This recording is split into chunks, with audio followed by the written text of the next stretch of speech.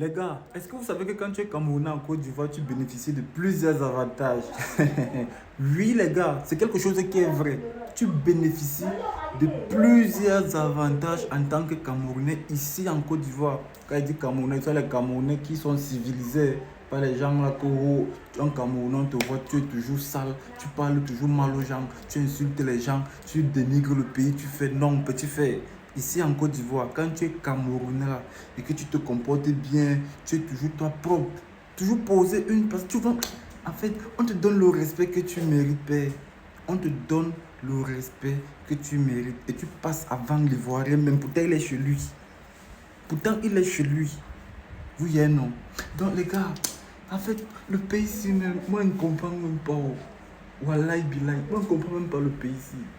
Est-ce que vous vous rendez compte que les gars, avec ma nationalité de Camerounais, dernièrement quand je suis parti à l'anniversaire de Didi B qui avait eu lieu au Palais de la Culture, j'étais parmi les dernières personnes arrivées. J'ai trouvé les Ivoiriens comme ça devant le portail, la magie seulement. Les gars étaient baumaillés comme ça. Ils se bousculaient tout. Quand ils sont arrivés, j'ai seulement dit aux gendarmes que grand frère, je suis Camerounais, pardon. Il m'a dit, tu es Camerounais? J'ai dit oui, grand frère. Il m'a dit, viens. Grand frère m'a fait entrer comme un prince. Oui, j'étais là comme un artiste, papa. J'étais là comme un artiste. Oui, reconnu. Je suis Djoumus qui avait la sécurité derrière. Parce que j'ai seulement dit que je suis Camerounais. Et j'étais bien habillé, bien sapé. On m'a donné le respect que je mérite. Oui. Les gars, ici en Côte d'Ivoire, non. Eh, petit frère. Vous savez pourquoi nous, les Camerounais, on bénéficie de cet avantage?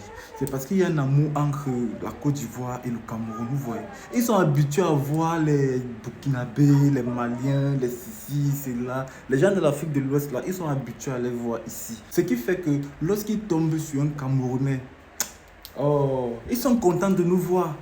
Ne voyez pas les histoires, les pètes que les gens font sur les réseaux sociaux, là, le clash Cameroun, Côte d'Ivoire. Oh, petit frère, sur le terrain, non, ce n'est pas ça.